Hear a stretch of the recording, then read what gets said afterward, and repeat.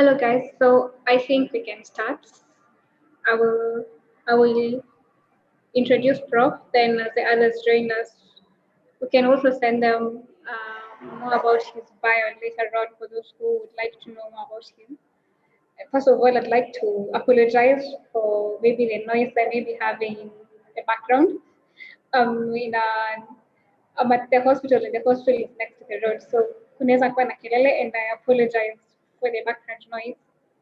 So I will start right away with introducing Prof. So Professor Walter Zauko, he's had his MBCHB undergrad at University of Nairobi. He's had his Masters of Tropical Medicine at University of Liverpool, and also a diploma in research methodology in the University of Copenhagen, sorry. So he's also had a PhD in medical microbiology, and currently he's a professor of medical microbiology and tropical medicine. He's also the director of CAVI, and he's the former chair of the Department of Medical Microbiology at UON. He is really passionate about clinical research and ethical standards in the conduct of health research, in the conduct of health research in developing countries. And I think this is why we have him today, because we are trying to talk about ethics in medicine. Sorry. So he has had 30 years experience in teaching and research in infectious diseases. He has published 166 articles in peer-reviewed scientific journals, and his key interest is in health research ethics. He has also trained in ethics committee members in Kenya on principles of bioethics and on international guidelines and regulations of research ethics. So with that, I'd like to welcome Prof to start off the session. Karibu sana, Professor.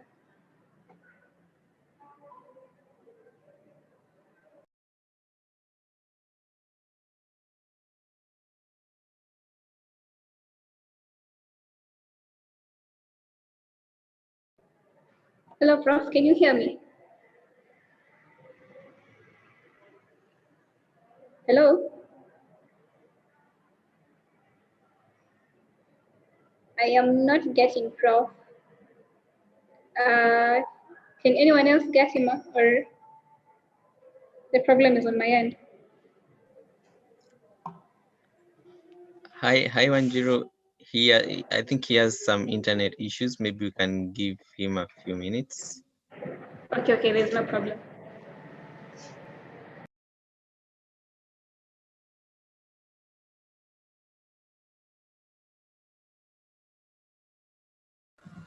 Hello guys, sorry Prof has encountered a little technical challenge, but he's joining back, so let's give him a minute or less. He's joining back.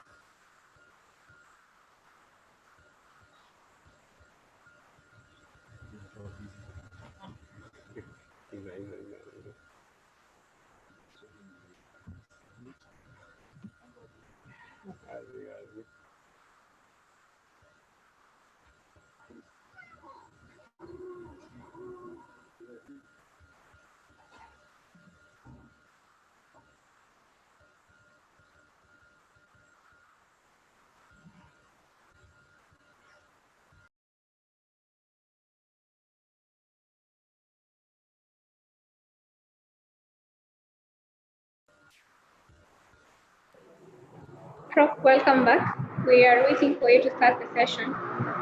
Okay, I'm sorry I got disconnected. Can you see my screen? Yeah, we can see it clearly. Okay, I'm so sorry. It just went blank. I don't understand what happened. So thank you very much for the invitation to this webinar this afternoon. And we are going to look at medical ethics. My name is Walter Jalko from University of Nairobi. I am in two places. I direct CAVI, Institute of Clinical Research, but I am also I'm also at the School of Medicine. So the outline of the thing that we're going to discuss us is we are going to look at what is ethics, then what is medical ethics, what are the principles of medical ethics, and then how can we apply these principles in practice of medicine. And then I'll end up with a few examples of contemporary issues in medical ethics and then a few case studies. I hope you'll find it useful. So we'll start with what is ethics? Now, ethics is a branch of philosophy that deals with morality and moral principles in everyday life. You'll be surprised, every day we make ethical decisions. The fundamental question that ethics asks is the decision right or wrong? Is it good or bad? And we make these many moral decisions every day. Ethics deals with the quality of the decisions we make, not the quantity, not the number of decisions you've made in a day, but what were the quality of those decisions. So ethics is a tool that helps us to make good decisions versus bad decisions. And it leads to study of values, principles, beliefs, and what we call norms. The values in ethics are the ones that we hold dear to us, and that the things that we care deeply about is what makes us either be ethical or unethical. The issues of justice, family, equality, truth, honesty. And these values can be shaped by our culture, our social upbringing, our society, religion, or even the law. Sometimes we are forced to act in a particular way because of the fear of the law. And sometimes we have conflicts. So something between faithfulness and caring for somebody. And I'm going to give you an example of that. But ethics helps us to know what is good versus what is bad. And the principles that we use helps us to determine the ways to get things done in a good way, okay? For example, keeping your word once you promise something to somebody, have people's best interests, and so on. How do we select what values and principles to adopt? Those are the ethical issues. Okay, so ethics deals with all these other issues, morality, behavior, philosophical issues, and so on and so forth. I'll just give you, to begin with, like this is a case study. So Kimani is one of your friends in a group of 8. So you're 8 of you, and Kimani is one of your friends. He has lately withdrawn from the group and does not show up at parties despite receiving invitations. Kimani comes to you and confides that he's going through a depression. And he has on several occasions thought about committing suicide. But he refuses to get medication. So 3 days later, one of the friends has a birthday party and all of you are invited, but Kimani does not show up. At the party, the other friends discuss cutting links with Kimani. He seems to be such an unreliable member of the group. When he's invited to parties, he doesn't show up. And this is not the first time he's not showing up. What should you do? So here you have Kimani, he's your friend. He's a friend in a group of friends, so there is a group loyalty. But Kimani has also chosen you and confided in you the problem that he's going through. He's going through a depression. He doesn't want anybody else to know. He doesn't want medication. What do you do? So you're torn between making a decision that will be in the interest of Kimani, in the sense that you want to keep the confidentiality, but you're also torn in between, because if you do not disclose Kimani's problems, Kimani will look bad in the eyes of the group, and they're going to kick him out of the friendship. So these are the ethical issues. So what will help you to make a decision, and can you defend the decision that you're going to make? So that is ethics in general terms. But then what is medical ethics? Now, medical ethics deals with moral issues related to the practice of medicine. It can either be in the treatment of patients or in conducting research involving human beings. And the question you ask yourself in medical ethics is what is morally acceptable in the patient-physician relationship. And the patient-physician relationship, there are so many models of patient-physician relationships, and some of you might have come across those ones. We call paternalistic is one model where the doctor knows it all. The doctor makes the patient do what he or she wants to be done.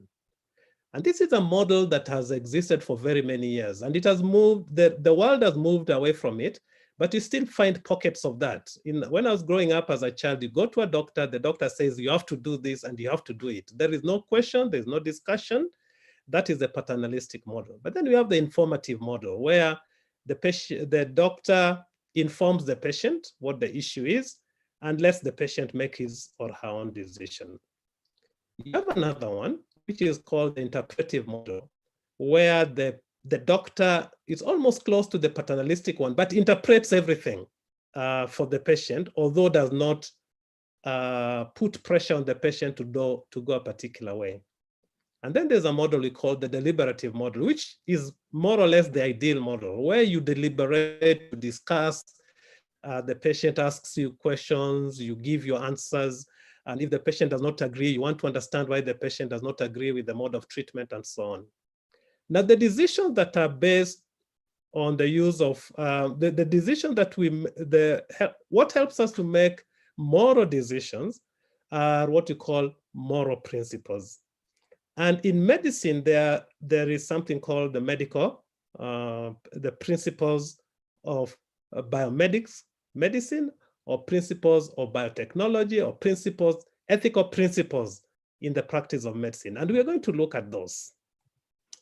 So what are the principles of medical ethics? And one famous book that many people refer to is called The Principles of Biomedical Ethics, and written by these two authors, Bishop and Childress, and I'm sure if you're interested in ethics, you'll get to know more about them. So what are these principles that are outlined by these authors and that has become a practice globally? There are four basic principles. One is a principle of autonomy, and we're going to look at what it says. The second is the principle of beneficence. The third is the principle of non-malfeasance. And the fourth is the principle of justice. Let's look at each of those. Let's start with autonomy. Autonomy basically means respect. And this is a cartoon of Japanese. When two Japanese meet, they bow as a mark of respect to each other. And the junior most of the two bows lower than the senior most. So you can tell that the person on the right is a junior to the person on the left.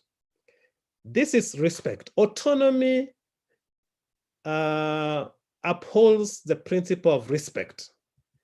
And what does it say? It says that you should show respect to persons.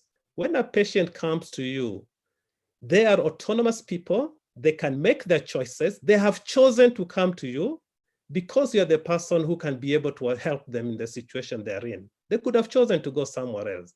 They have that choice. They need to be respected as individuals. Autonomy means people can make their own decision on what to do and what not to do. You can't force them, you can't pressurize them. You can give them facts and let them determine what is best for them because they're autonomous people. Individuals should not unduly be influenced or coerced to make the decision they do not want to make. So that is the principle of autonomy. The other principle is that of beneficence. Beneficence is action that is done for the benefit of another person. Now, health benefits to patients must be maximized. A patient needs to be given all the options they have, and then they weigh the treatment that they think or they prefer amongst all the other options that they've been given. So patients should weigh treatment benefits versus risks. And it is the duty of the medical person, the healthcare worker, to explain clearly to a patient what the benefits of that treatment are and what are the associated risks, and let them make a determination. It does not have to be something dramatic.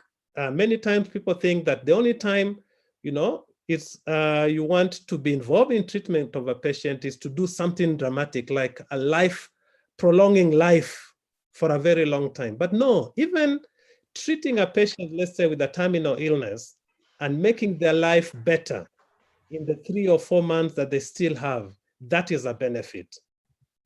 And so this is a cartoon just to illustrate that you don't have to have a grandiose benefit like making a tortoise run faster than the hare. It is small incremental benefits that matter in the care of medicine. The other principle of medical ethics is non-malfeasance. What does non-malfeasance mean?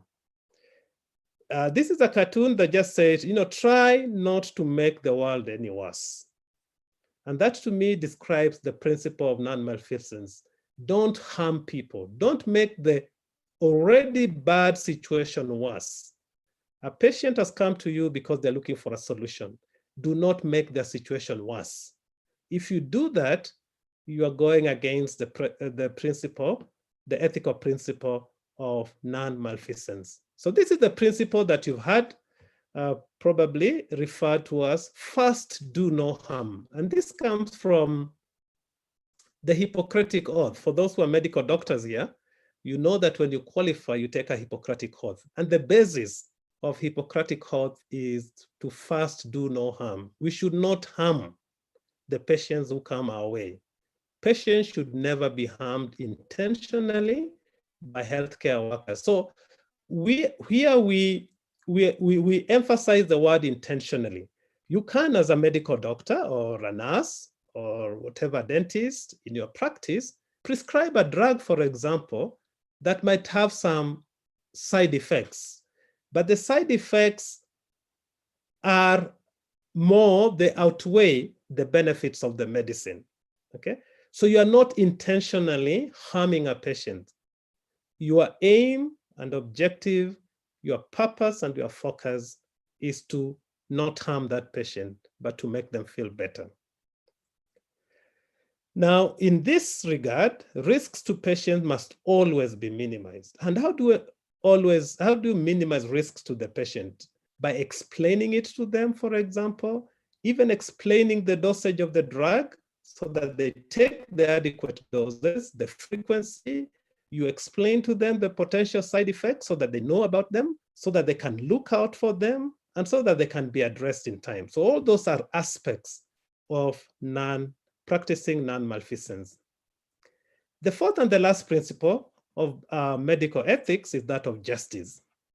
And justice has to do with fairness, dealing fairly with people, providing medical services equally and fairly to the general population. There should be no other consideration when treating a patient except that disease. You shouldn't be swayed by race or tribe or gender or socioeconomic status. You should only be swayed by the disease condition, so that my treatment of that disease is my focus. What works best for this patient? So having looked at the 4 principles of medical ethics, how do you apply them in real practice? So how do you apply the principle of autonomy? One of the key ways of applying this principle of respecting people is by getting their consent for treatment. We are not very good at this, especially in developed countries. We assume that because a patient has come to you and they are sick, you don't even need to ask them for their consent. And many times we confine these issues of consent to research. But even in treatment, when a patient comes, one of the ways of respecting their autonomy is just to ask them, how are you today? What can I do for you today? And in the course of treating a patient, you should give them information and help them to be participants in the appropriate treatment that you're going to give. Disclose all the information, including risks and benefits of the treatment you're considering to give. Okay? And do not coerce, do not force your patients. And keep whatever they give you, whatever information they give you, in confidence. Confidentiality of the information a patient gives you is a way of respecting their autonomy and respecting them. Remember, as healthcare workers, patients tell us a lot of confidential information. Sometimes they tell us things that we are the first ones to hear. I remember recently I saw a patient who is now 33 years old, and she has been going through a very difficult time. And I was the first person that she was telling that when she was 18 years old, she was sexually assaulted. And she kept that to herself. She never shared with anybody, not even her own mother. But this has boiled, it has eaten into her over all these years, and now she needed help. And I was the first and the only person who was knowing besides herself. That kind of trust is what patients expect of healthcare workers. They're giving you information in trust, and you are expected to keep and maintain their confidentiality and their privacy. That is medical ethics. And you should also respect the cultural values of the individual, the community they come from, how they view things. Discuss it with them. And even if you don't agree with them, you can give them your opinion and influence them rather than force them. The principle of beneficence is to ensure that the intervention that we give has some benefits. There is no point treating patients with things that we ourselves are not convinced of that is going to be of any benefit to them. So treatment, not always beneficial to the same extent. You should provide the best option available, considering cost, convenience, and so on.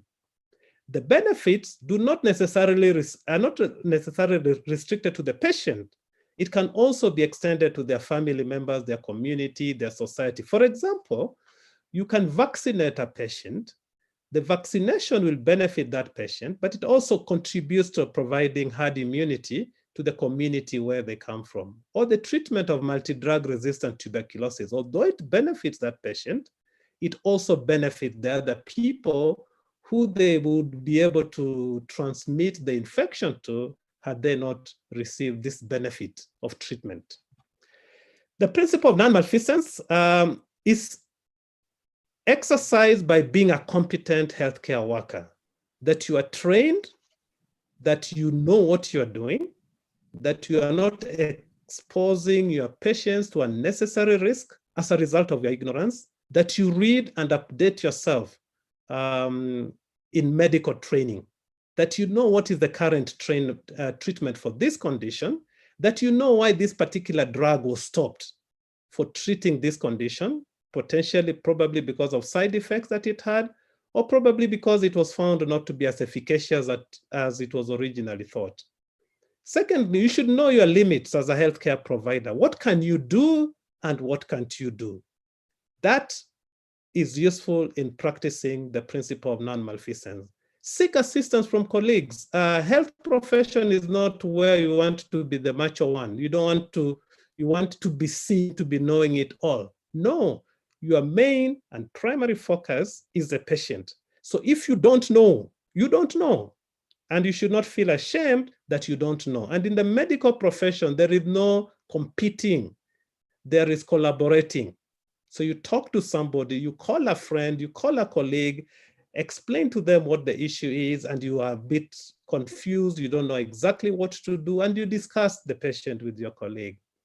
Sometimes it is also when to refer. When is it appropriate to refer? So maybe you are a general practitioner, you're seeing this patient who has diabetes and is not responding well to the treatment. You've tried this drug, you've tried this other drug, the sugars are not controlled. You need to know this is the time to refer the patients for more appropriate treatment for somebody who has more experience or more training than you.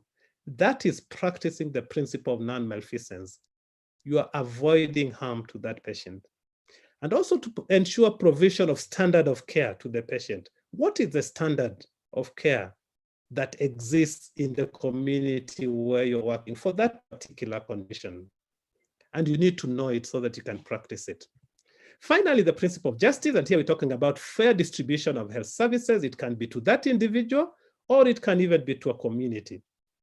So in distribution of health services, the focus should be the individual, and it should be fairness, that there should be no favoritism, and you should use a predetermined criteria. What happens when a patient comes to me?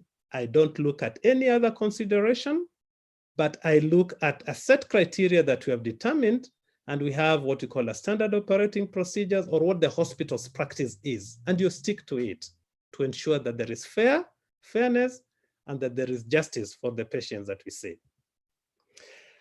I just want to look at some examples of contemporary issues in medical ethics that can help us to apply some of these principles that we've talked about. And in the world today, there are so many contemporary medical issues that require ethical approach. But I've just selected 3 for this short time that we have. One is the end of life issues, the issues of euthanasia, and I'm going to explain what that is. I've also chosen assisted reproductive technology as an example where we need to apply our ethics, and also emergency medical care. And there could be many, and probably in the discussions we can go beyond the 3. So let's start with the euthanasia. So the word euthanasia is from the Greek word, which means good death. It is intentionally ending a life of somebody to relieve pain and suffering. And it has become legal in several countries. So we have it in the Netherlands, Belgium, Canada, and sooner or later it will become more spread than in those 3 countries. We also have it in some parts of the US. The ethical issues in euthanasia is, do we have the right to decide on issues of life and death? What is the moral difference between killing people and letting them die?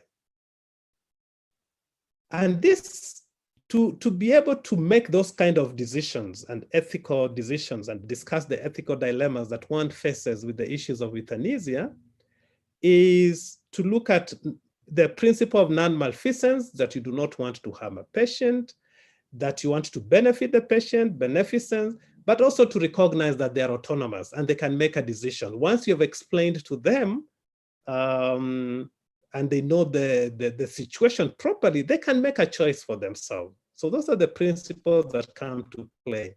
But often also we ask ourselves, are doctors or clinicians or nurses or other healthcare workers who are involved in euthanasia playing God?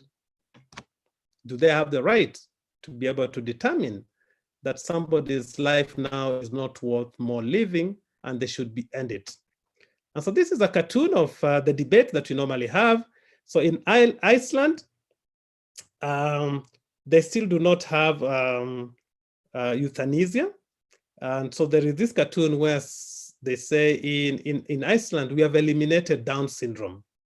And in the Netherlands, they say, you know, the next is Alzheimer, and using a lethal injection. Yeah.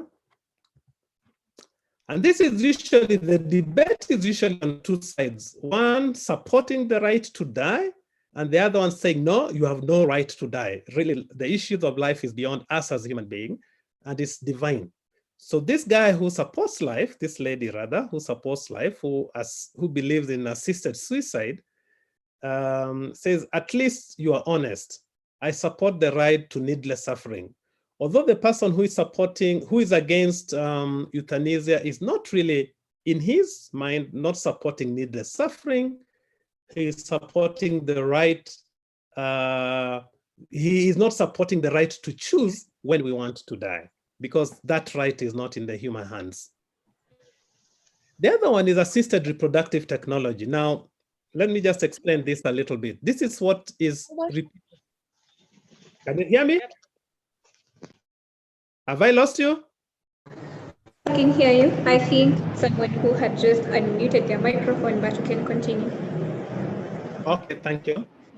So assisted reproductive technology is what is sometimes referred to as test tube babies, where you fertilize an ovum outside the woman's womb and then implant it, okay? And this has raised a lot of issues, the issues of life beginning at conception, because for you to do that, what happens is if you want to fertilize an ovum, that you'll want it to be implanted into the uterus of a woman who is infertile for one reason or another, to increase the chances of the woman getting babies, you fertilize many eggs with many sperms. So you have several embryos, and then you select the embryos to implant in the woman's uterus.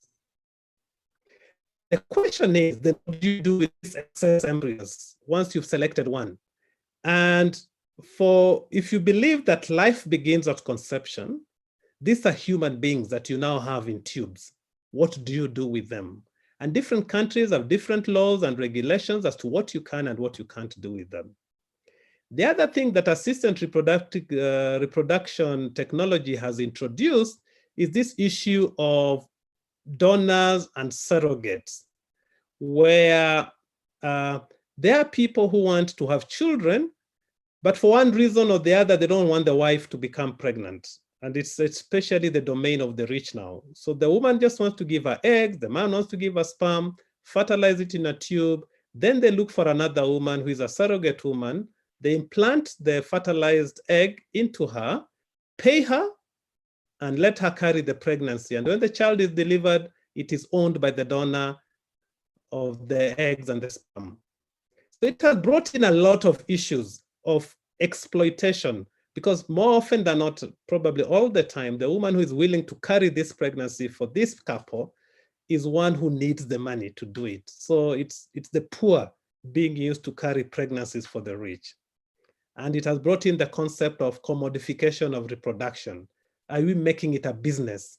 Because there are some of these women now who have just become like factories for the rich. So you get an over, and they can carry this pregnancy, they are paid, and as soon as they deliver, there is another person waiting, it is planted into them, and and so on and so forth, so that to get money. And I watched a video one time about this woman in India who through that, and has actually been encouraged by their husband, through that they've been able to get money to be able to even build a house for their family.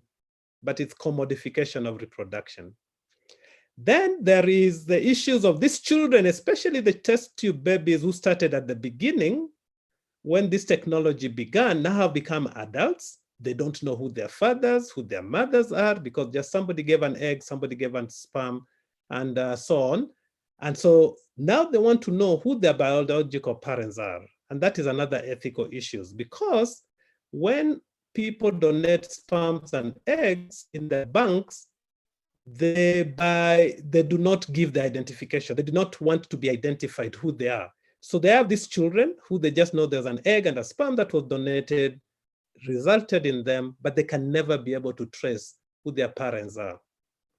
Then as I talked about the health risks, the women, for you to be ready to receive a fertilized egg or an embryo, you are given drugs to stimulate your ovulations and so on. So there are many processes that go on.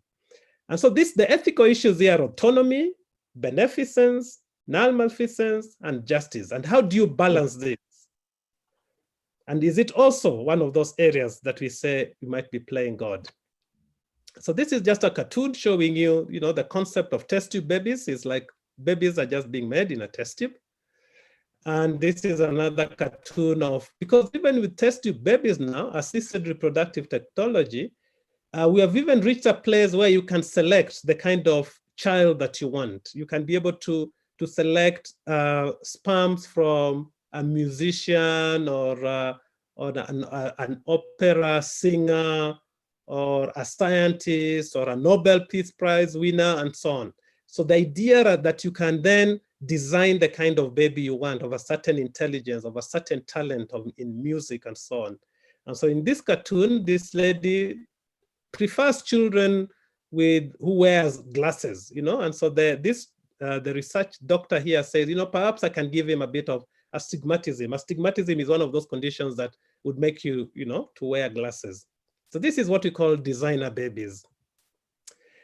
Then finally, the medicine in emergency situation has also brought in a lot of ethical issues. So especially like an example, the latest one is COVID, or the issues of privacy and confidentiality. Can we be able to treat COVID patients without disclosing their status? In Kenya, of course, you've seen how the newspapers flashes of people who have died of COVID and giving you names of doctors, where they work and so on? Are we flouting their confidentiality and their privacy? And then in emergency medical care, sometimes you don't have the services available. You have to prioritize who gets treatment first and so on. And some of this is very expensive. Is it that the only rich people are surviving because they're able to afford it, and then the poor people who cannot afford it, unfortunately, you die? And then the issues also in an emergency situation, the issues of medical research in an emergency.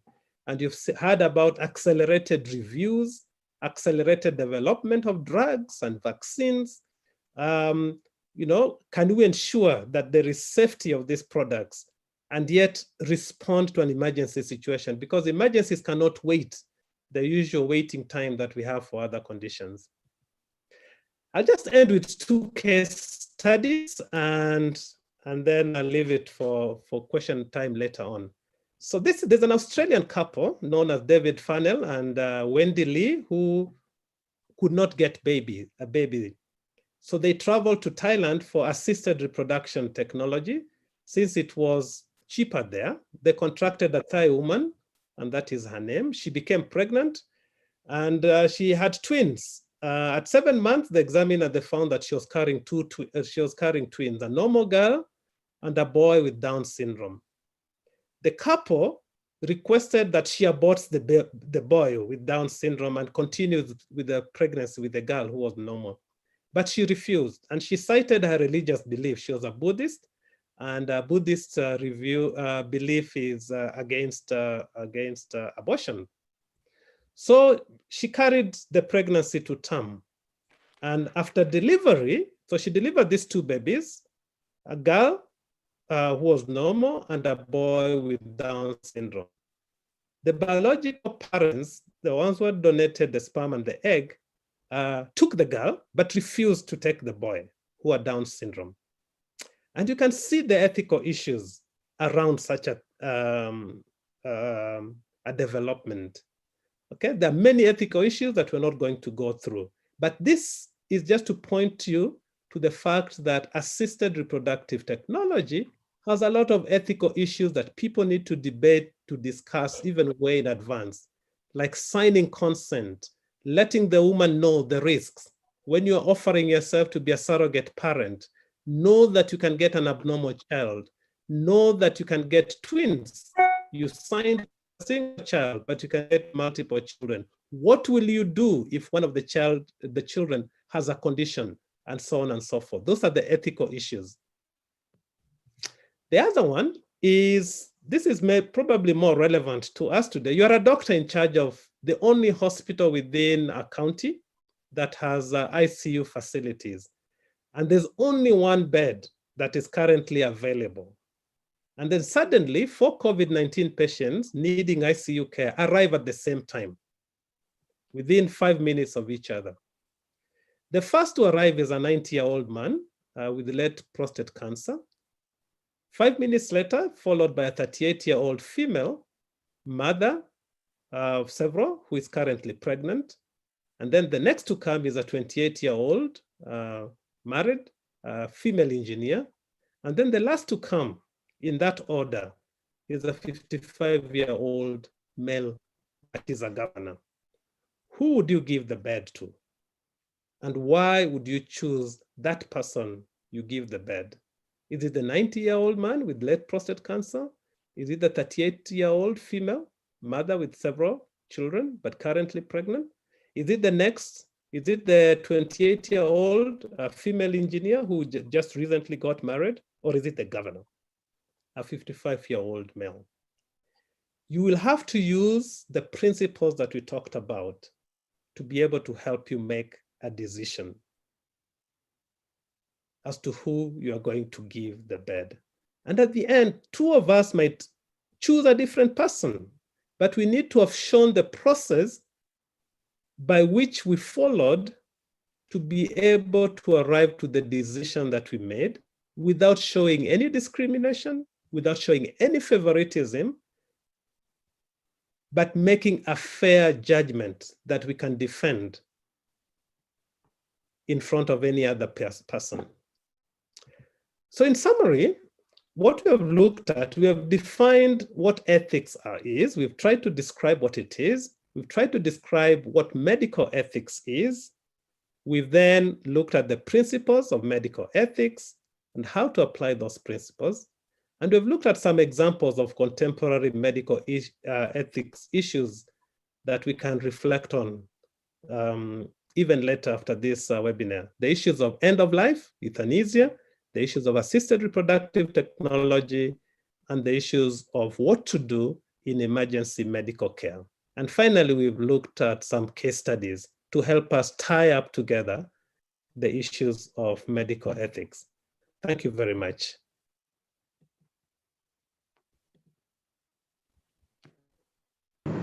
Thank you so much, Prof. That was an amazing session. It was really, personally, it has been intriguing to me. And I can see some people already asking questions. So we'll leave the questions we'll answer the questions towards the end of the session. But for now, I'd like to welcome our second speaker. She is Dr. Realua Bomojo. Okay, allow me to give you her introduction. So she's a general surgery registrar in the Northwest region of the UK. She's also the treasurer of the Global Anesthesia, Surgery and Obstetric Collaboration Committee. And she's also interested in global surgery and very passionate about improving the healthcare system. She's also particularly interested in ethics of global surgery partnerships. So welcome so much, Dr. Bomojo. We're really looking forward to learn from you. Welcome. Thank you very much for that welcome. I will just share my screen so that you can see my PowerPoint. Right, I'll go back to the beginning. So as mentioned, I'm a general surgery registrar in the Northwest Deanery of the UK. I grew up in Nigeria and I went to medical school in the UK. So I'll just be talking a bit about medical ethics, different pillars of medical ethics and different ways in which they affect our decision-making process. So to begin with, some of the pillars of medical ethics, which I believe may have already been mentioned, autonomy, beneficence, non-maleficence, and justice. So autonomy essentially is a patient's right to make their own decision. Beneficence is, of course, doing what's right for the patient. Non-maleficence is making sure that we do no harm as doctors. And justice is ensuring that we are, to the best of our abilities, ensuring equal share, whatever limited resources we may have. So why are ethics important? Why does it even matter that we pay attention to what we do and how we do it?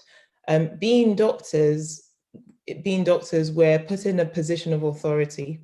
We're often put in a position of trust by the public, where they, share their inmost thoughts with us. They tell us the most private things that are going on with them, and they need to be able to trust us for them to be able to share that information with us. And if the public lost trust in our profession, it would be very difficult for us to do our jobs as a whole.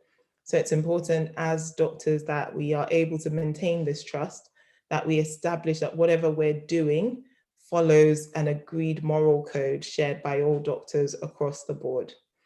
Now, sometimes ethics which are put into place in certain countries and certain regions depend on the culture that's present in that country, the traditions, the laws in that country. And I'll explain a bit more about this later.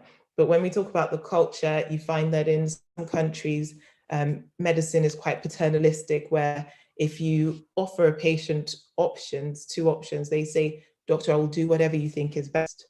And they will, no matter how much you try to center the decision on the patient, they are you believing that the doctor's opinion is what's best. So they will always put that decision back in your lap.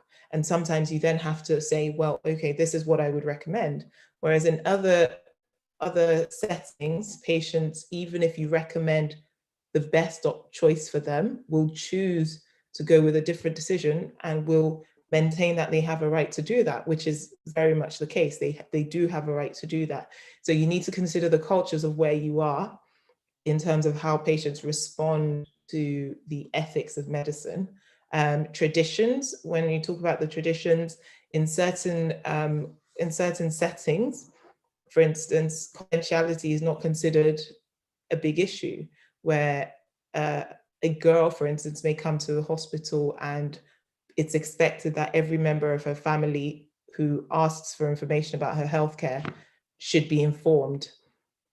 So in those kind of situations, you need to understand that what works in situation A doesn't always work in situation B. However, as healthcare professionals, it's our duty to make sure that regardless of the culture, the traditions, and the laws of the land, we are abiding by what the moral codes are, which are the 4 things that I said earlier, to make sure we give a patient autonomy to make their own decisions.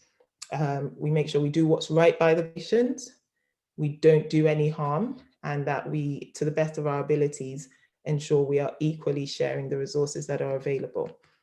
So to discuss it a bit more, I'm just going to give a scenario which I think is it can be quite controversial depending on your views, your personal views, your religious views, cultural views.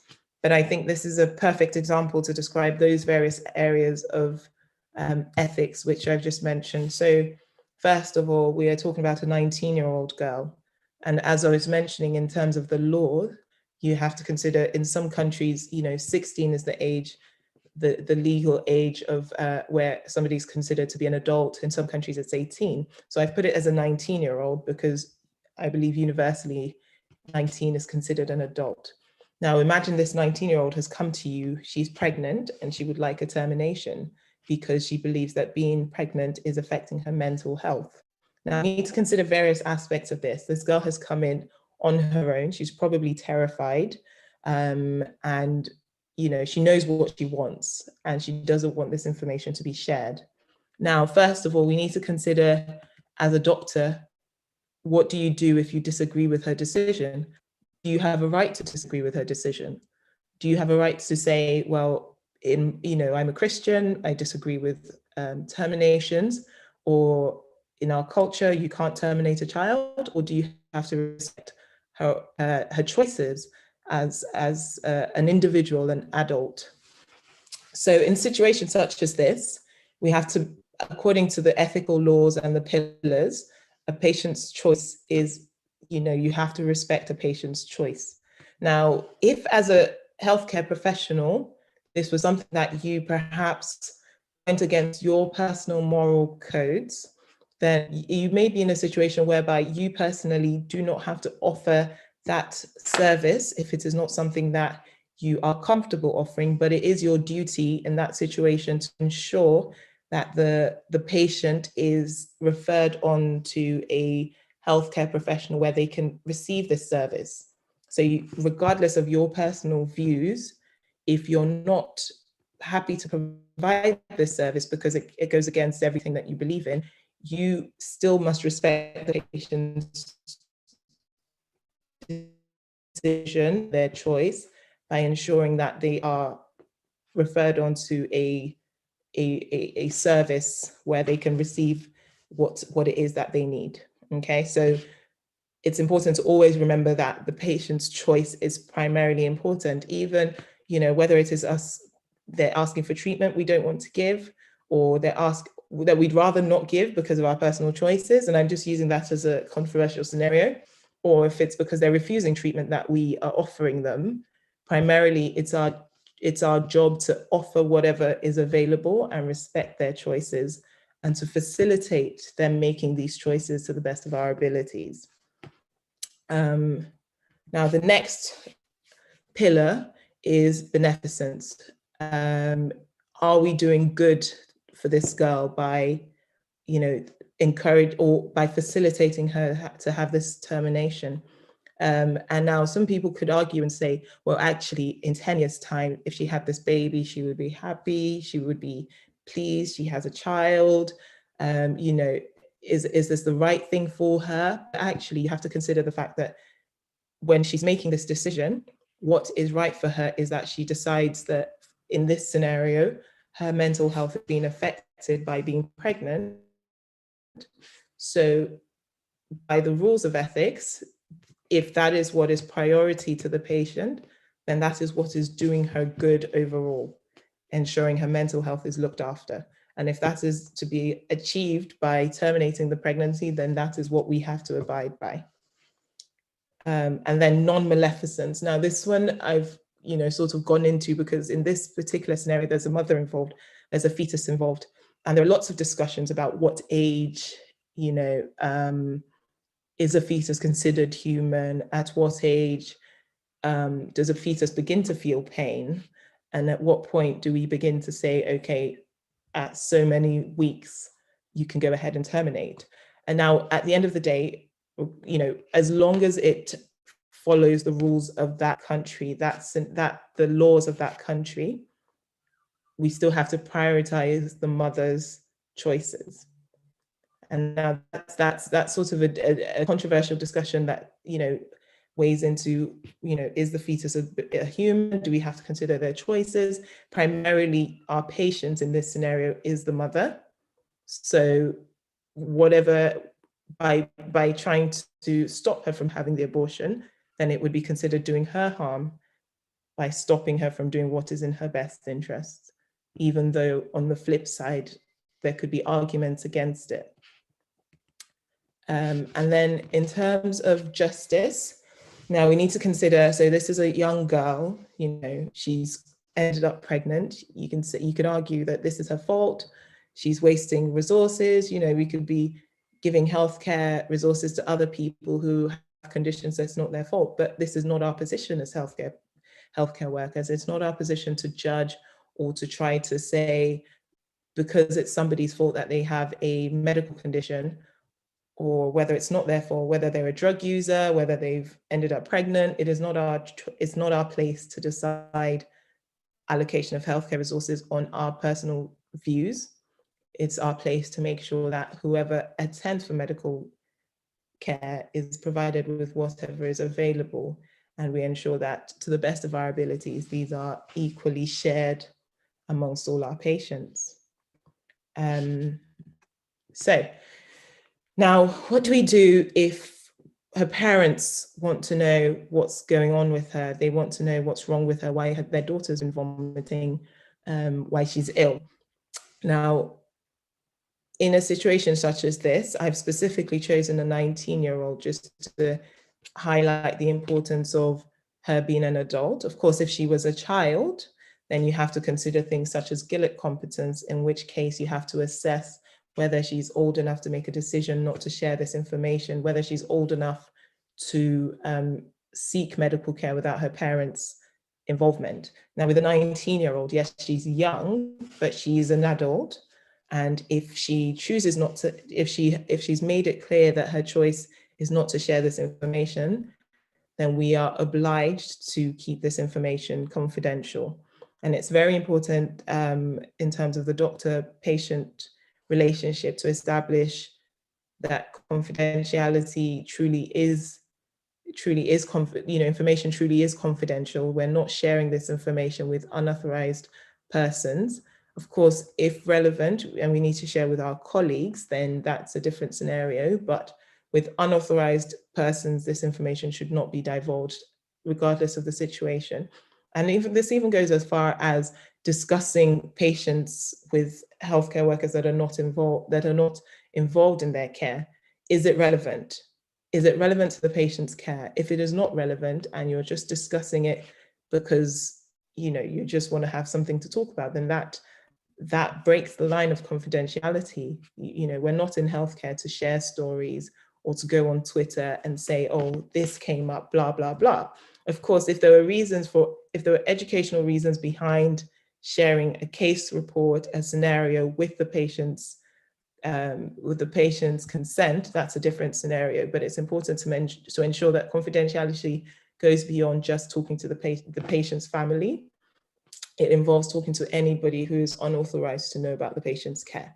And sometimes we think that we are maintaining confidentiality by not divulging the name, but actually, if there is one person in an entire city that has a condition or a rare condition, and you go and talk about it in a public forum, this person could very well know that you're talking about them because it's an unusual condition. So sometimes we think that we're protected by not sharing the exact details of the patient, but actually confidentiality goes beyond just sharing the information without a name. It goes as far as discussing with any unauthorized persons.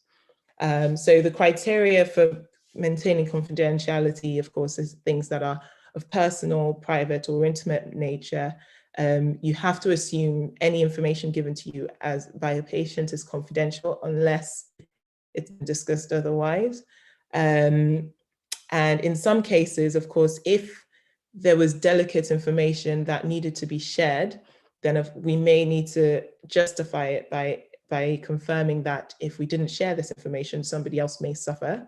And we breach the, like I've discussed extensively, confidentiality is breached when we share with an unauthorized person. Now, having said all of that, there are certain scenarios in which we are obliged to breach confidentiality. And the main stay of these scenarios would be a situation in which significant harm is likely to come to another party by withholding this information. And those would be things such as perhaps a mother who was having thoughts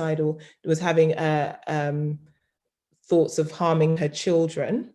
That kind of information we cannot withhold, because if you consider there is a serious risk to anybody, her children, her family, her work members or whatever, then that information has to be shared with the relevant bodies, not necessarily the people involved, but with the relevant bodies to ensure that this harm is minimized, whilst also trying to maintain as much confidentiality as possible.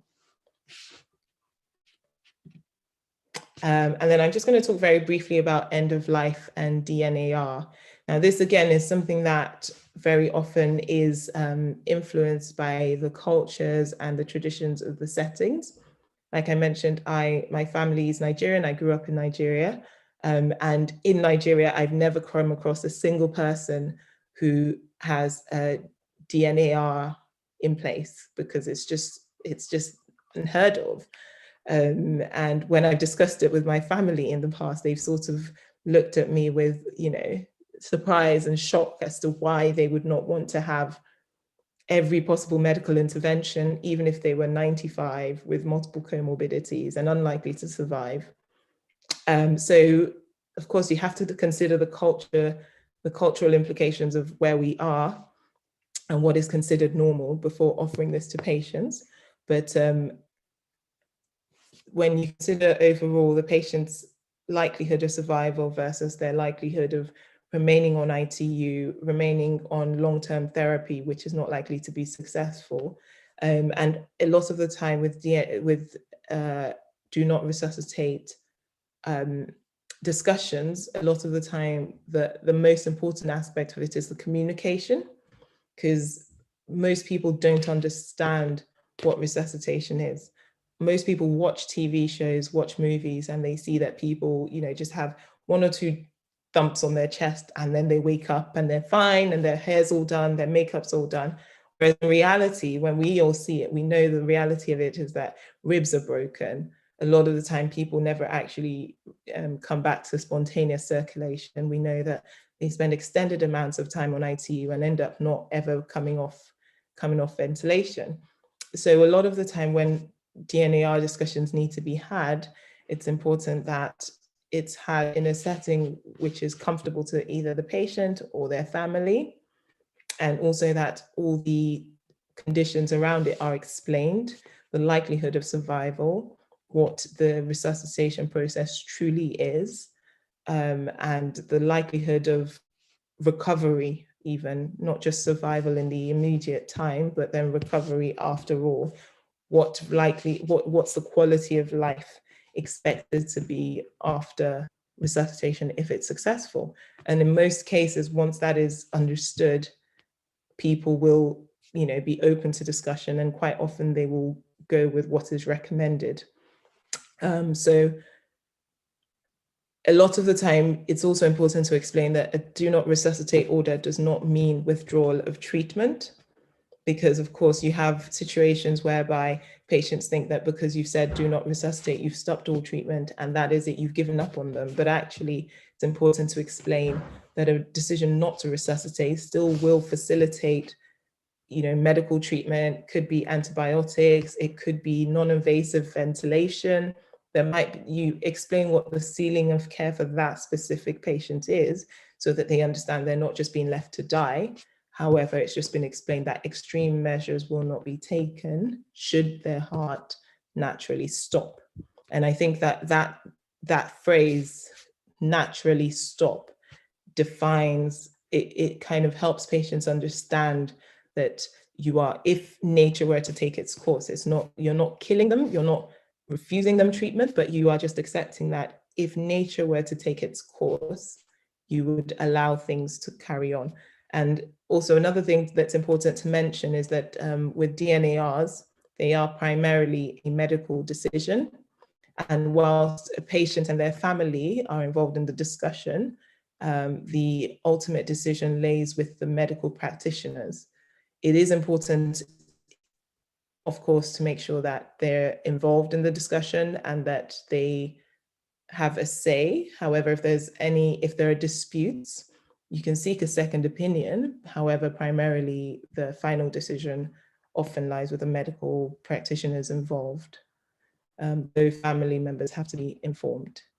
And then I just brought in something about probity, because this, even though it's not one of the pillars of ethics, it's one of the key aspects of ethics that governs good medical practice. And probity has to do with essentially making sure that as doctors, that when we are seen within or outside of our work, we're maintaining a level of responsibility, we're holding a standard that is expected of us as doctors. So this goes as far as, you know, it goes from the little things all the way up to the big things. So little things like if we're in a financial situation and we find out that perhaps it's, well, I suppose, for example, just small things like insurance fraud, or as big as mortgage fraud. Those are just small examples, but there have been lots of situations whereby doctors have done things. I think there was a scenario in the news not too long ago about a doctor who had shoplifted, and you may consider, oh, well, but that's a small thing, but the maintenance within the medical profession is so important that things that are considered small like that can be big enough to strike a doctor off the register, because it's important as a whole that doctors are seen as people who are honest, can be trusted, and that the public can rely on. So probity is important in making sure that whatever we do as doctors, we have to remember that inside and outside of work, we are held to a certain standard, and we have to maintain that in every aspect of our lives, that we're not caught in dealings which may be considered to hold our profession in a negative light. So in conclusion, I've touched briefly on the pillars of ethics, which include non-maleficence, beneficence, autonomy, and justice. And then we've also gone into some discussions about things such as confidentiality, probity, and end-of-life discussions as well. So if anybody has any questions, I'm very happy to answer them at the end. Thank you. Thank you so much, Dr. Ojo and Dr. Jaoko, for the wonderful session. So now,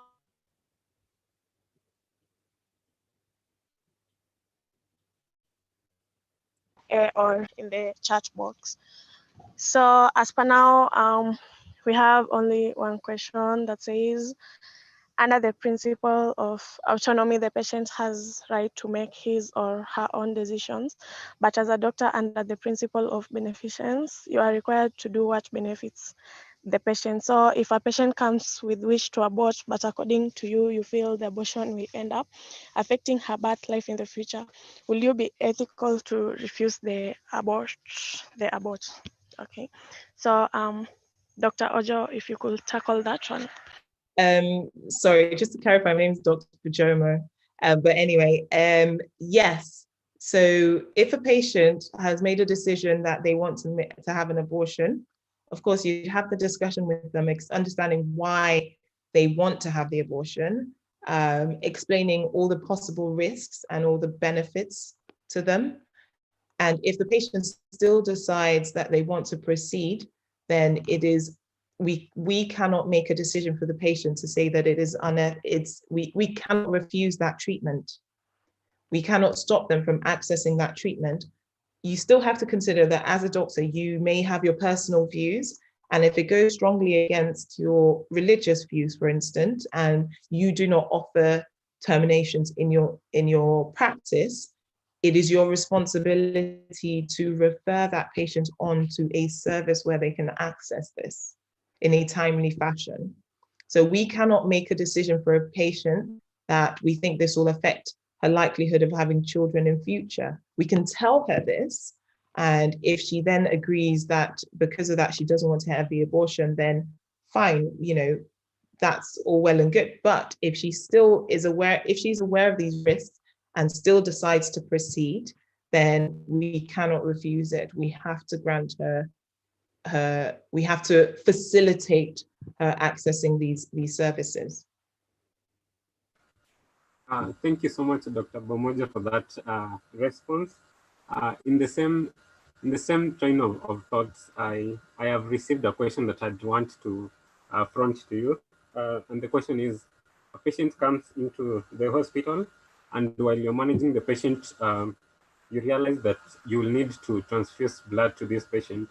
Unfortunately, the religion or the religious beliefs of these patients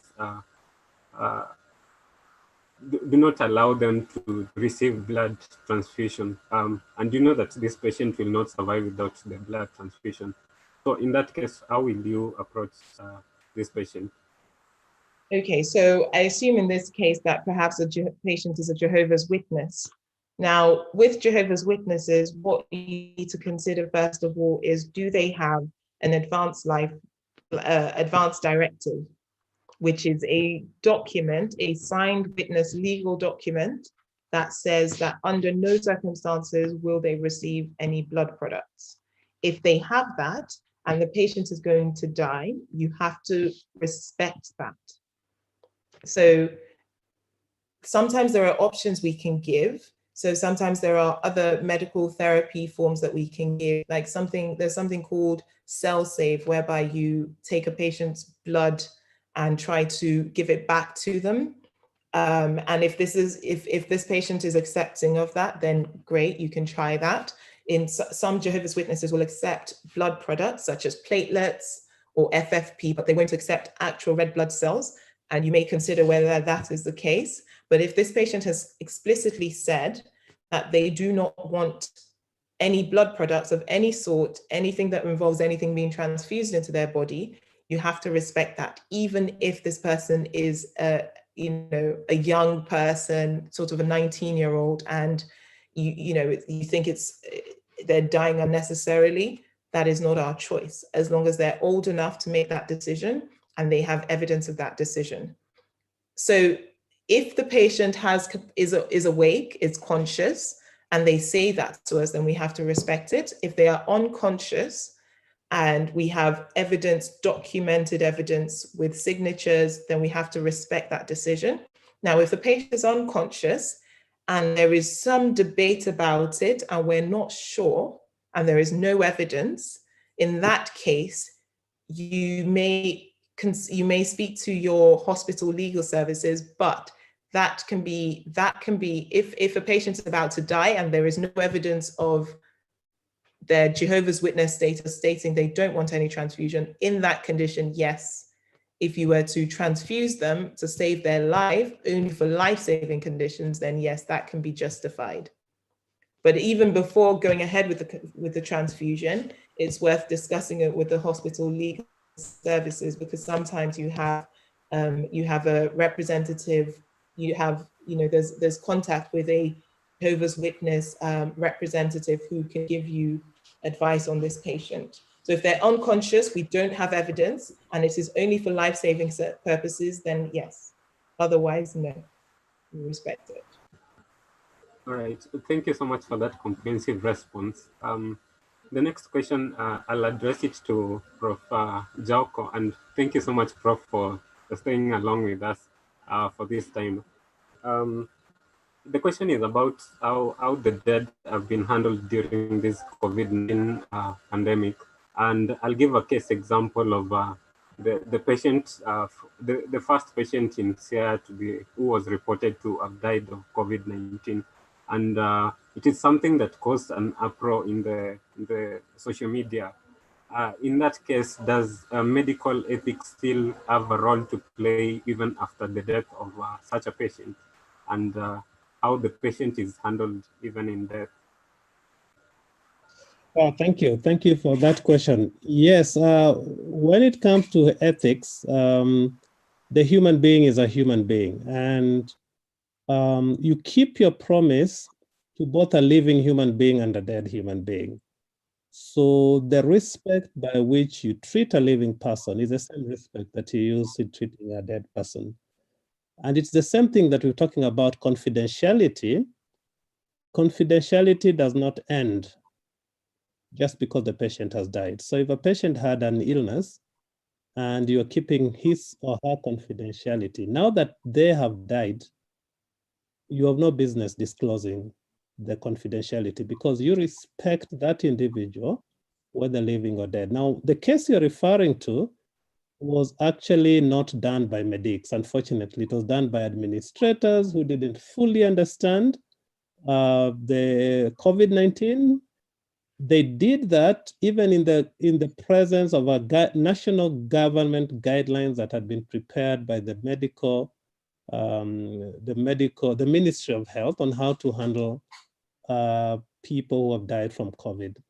So as you can recall, the government even apologized to the family of the bereaved.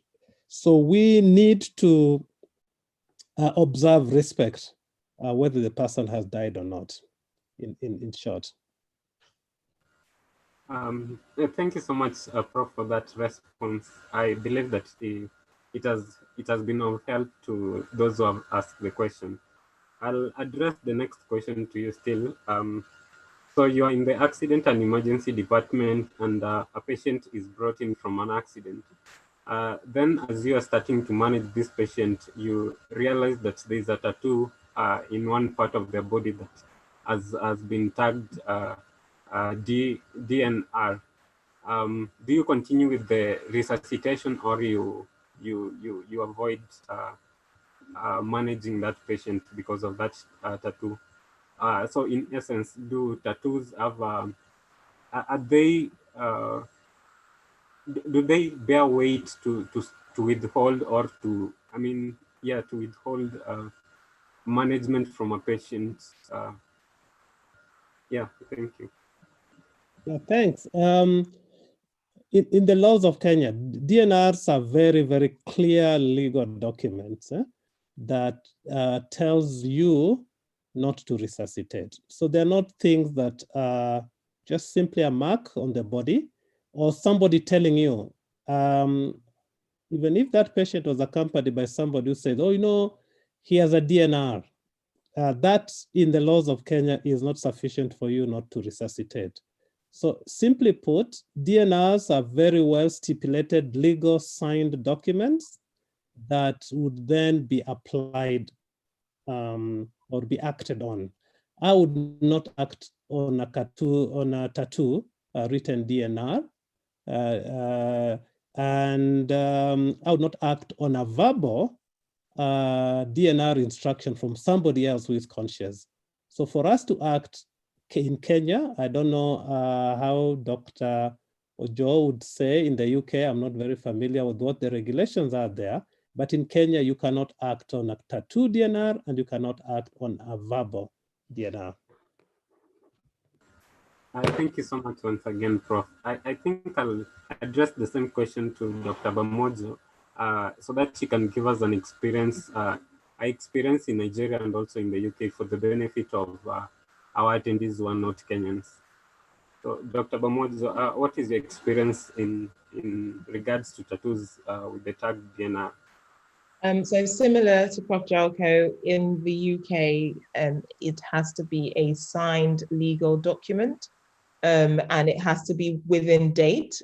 For instance, a DNAR that was signed in the community may not hold unless it has been signed whilst the patient has come into hospital. So it has to be, it's a specified document. A tattoo does not count as a DNAR.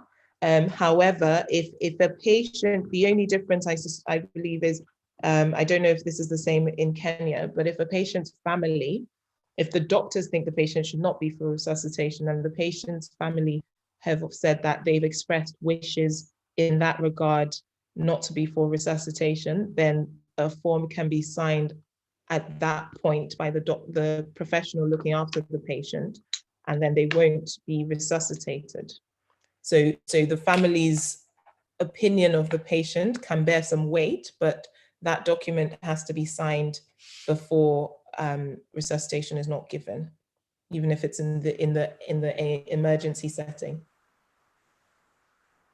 All right, thank you so much, Dr. Bomojo, for that response.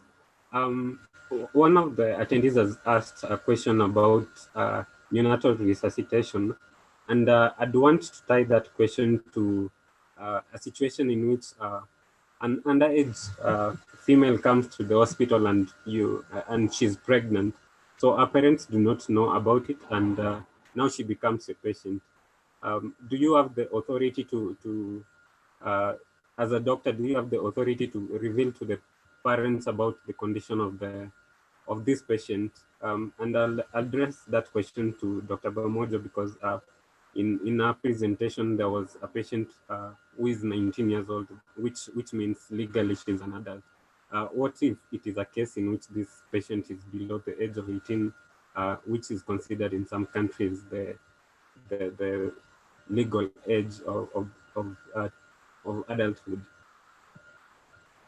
So in the UK, there is something called Competence, which means that if somebody, even if somebody is underage, if they are deemed to have capacity and a full understanding of the medical condition in question and whatever service they're seeking. So if they have full understanding of the risks of a pregnancy and they're asking for a termination and they have an understanding of that termination, they can seek medical care without their parents being involved. So that is Gillick Competence. However, you have to consider there are lots of facets to this discussion because you then have to consider the social settings in which an underage child has ended up pregnant. So a case like this would have to be referred on to social services, who will then do a thorough investigation and assess whether this child is being exploited, whether they're in a vulnerable situation. If it is not illegal in the sense that they're not vulnerable, they're not being exploited, I mean, it is then, of course, you can choose not to share the information with the parents, but it's only in very specific situations, and each individual case will have to be discussed extensively with the social services. Thank you so much for that response. We appreciate, and it has been of help to us. The next question I'd want to address to Professor Jalko, in issues to do with it is now on research, a little bit on research. So you are a researcher, and your audience, I mean your research is focusing on children. and children are considered not able to make their own decision to either participate or not participate. What is the progress regarding that? Do parents have the full authority to, or do children can children deny to participate or to enroll in a research despite the decision of the parents for that research? Yes. So what you're referring to, there are two issues here. So children are considered to be vulnerable. You rightly said. So the children decision for children is then passed on to their parents, and here the assumption is that parents would know what is in the best interest of the child. Now, we know that that is not always the case, but that is the assumption, because you cannot, at that child, a child that's a very young child, you would not be able to tell if the mother or the father have the best interest at heart. But then the older children, in addition to parents giving consent on behalf of their children, the older children, the law requires something called assent. So in Kenya, I think it is 11 years old, any child who is 11 years and above has to be asked. It's a verbal process, it's not signature. So for consent, the parents will sign a document allowing their child to be involved in a research project. Yes, if a study testing a new drug or whatever study it is, the parents will give consent because the child is below the age of 18, what we refer to as the age of majority, where a person can give their consent. So the parents will sign on behalf of the child, and that is called a consent. For a child above 11 years old, you then ask the child if they are willing to join into the study, and you explain it to the study, the purpose of the study, and the procedures of the study in a language that a child would be able to understand. And if they say no, you cannot enroll that child into a study. Assent will have been denied, but consent by the parents will have been given. For the children below 11 years, it's assumed that whatever the parents have consented to is in the good interest of the child, and so you'll enroll the child. So you find in some studies even, as a child's blood is being withdrawn, they are crying and they're saying no, no, no, but it is assumed that the parents giving consent, that child has agreed to participate in the study. I hope that that is clear enough. And the age of giving assent by the child varies from country to country. There's some countries 9 years, there's some 7 years, there's some that is 11 years. And different countries have determined the age of assent. Yes, Prof, that is very clear, and thank you so much for that response. It has been insightful, and I believe that it has been of help to the individual that asked that question. At this point, I'd want to allow the attendees to ask any question. They can raise their hands. If you have any question, you can raise your hand and ask. The host will unmute you and you will ask your question.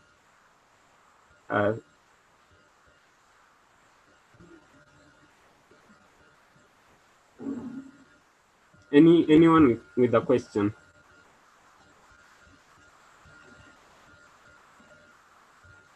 If there's no one, then I'd give this opportunity to Dr. Bomojo to give closing remarks as we come to the end of this webinar. Yes, so I would just like to say thank you for inviting me. I've thoroughly enjoyed being here with you to discuss different ethical scenarios and the situations and the ways of dealing with these situations. And I think that obviously you're quite an intelligent group of medical students and healthcare professionals. And I think that in your career, you will come across some of these scenarios and other scenarios The most important thing to consider is that when faced with a situation such as this, it's important to go back to the pillars of ethics and to just go through the various steps, like Prof. Jericho said, to make sure that you can justify whatever decision you're making. And also to remember that there's always help available. There are medical defense unions and legal departments of our various hospitals that can tell us what the procedure is in these scenarios if ever unsure. So thank you very much for having me. And on behalf of Prof. Jericho, I say as well, thank you. And I look forward to attending some of your future sessions.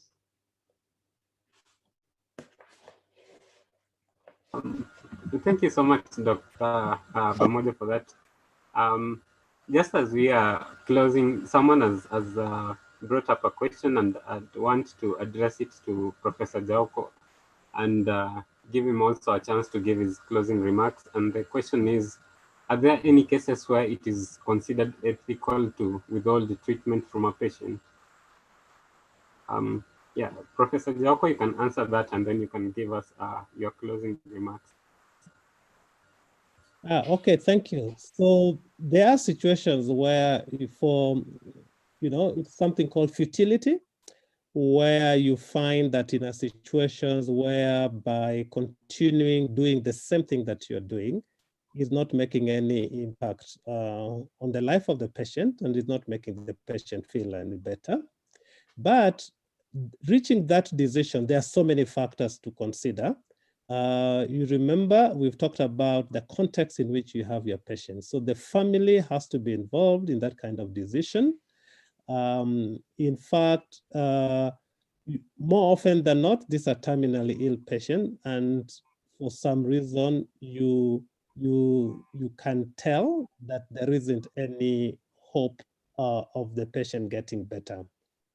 So in short, there are some situations where it can be considered ethical to withhold treatment from a patient. Many of these situations, in a hospital situation, you find that doctors refer. They do not want to make that decision of themselves, and they seek opinion. And in some hospitals, we have what we call clinical ethics committees, which consists of an ethicist, physicians, administrators, lawyers, who look at the facts before them, and deliberate and discuss using the ethical principles that we've discussed to come to a conclusion and a determination. And it's done in consensus with the patient's relative. And in that case, you withhold treatment. You can withhold or withdraw treatment. So withdrawing treatment is where you had already started a particular treatment, and withholding treatment, you don't start on a treatment based on many other ethical considerations. Thank you so much. So I want to say thank you on behalf of the team for inviting me. It's really been an insightful and a productive afternoon. And I just wish you all the best, as Dr. Joe has already indicated. Sorry, Doctor, if I'm not pronouncing your name properly. That is what I'm seeing on the screen. That's okay. Yeah, but thank you so much for creating this time, and thank you for inviting us. It's been really a fruitful afternoon, and we wish you all the best. Thanks. Thank you to everyone. Thank you so much, Professor Jaoko, for that. Thank you, Dr. Bomojo, for also joining us and giving us so much insight. And also thank you to the attendees, both Kenyans and also those who have joined us from outside the country. Yeah, at this point, I'd want to close the session unless there is anyone with anything more to add.